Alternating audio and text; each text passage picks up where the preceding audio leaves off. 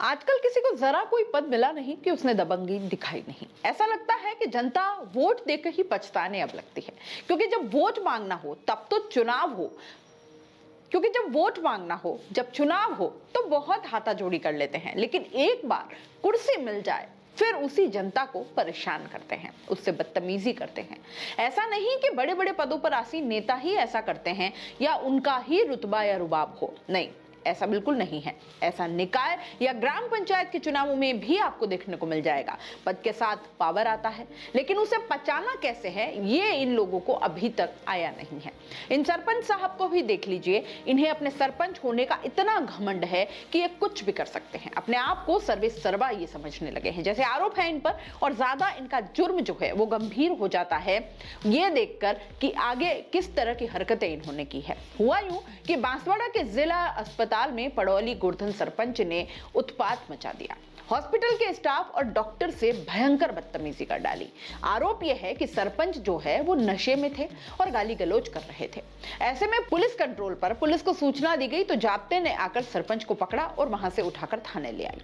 मामला बीती रात का है, जब अस्पताल में शिफ्ट बदल रही थी। हॉस्पिटल प्रशासन का आरोप यह है कि सरपंच ने न सिर्फ स्टाफ बल्कि मुख्यमंत्री के खिलाफ भी अपशब्दों का इस्तेमाल किया।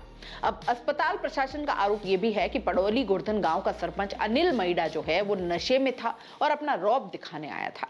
स्टाफ से मिली जानकारी के अनुसार सरपंच ने हद तो तब भी पार की जब वो अन्य मरीजों को जबरन बेड से उठाने लग गया। सरपंच ने मेल वार्ड का कमरा भी बंद कर दिया।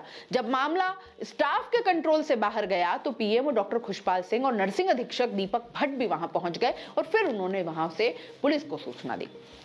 अब भट्ट ने यह बताया कि सरपंच पूरी तरह से नशे में था और बेवजह अस्पताल आ गया। उसका कोई मरीज वहां भर्ती नहीं है। सीआई विक्रम सिंह ने भी बताया कि सरपंच को शांति भंग में डिटेन कर लिया गया है। इस घटना के दौरान सरपंच के साथ कुछ अन्य साथी भी थे। पुलिस रिपोर्ट आने पर उनके खिलाफ भी एक्शन लेंगे। देखिए दोस्तों, जिस तरह की हरकत इस सरपंच साहब ने की है वहां पर, आपको क्या लगता है, क्या एक पद पर बैठा आदमी जिसके ऊपर कई पूरे गांव की या पूरे इस तरह की जिम्मेदारी है, कई लोगों का वो नेता है, कई लोगों का वो प्रतिनिधित्व करता है, और ऐसे में वो नशे की हालत में इस तरह की हरकतें करना, जहां गंभीर रोगों से परेशान पीड़ित मरीज ऑलरेडी वहां हॉस्पिटल में वो जिंदगी और मौत की जंग लड़ रहे हैं, अपनी बीमारियों को किसी तरह से वो परेशान होकर वहां एडमिट हुए हैं या वो क्या दर्द झेल रहे हैं, बिना उसको जाने समझे उन मरीजों को वहां बेड से उठा दिया गया, उनको परेशान किया गया। डॉक्टर्स जिनको एक काफी इज्जत की नजरों से देखा जाता है, धरती के भगवान जिन्हें हम कहते हैं, लोगों की जान वो बचा लाते हैं,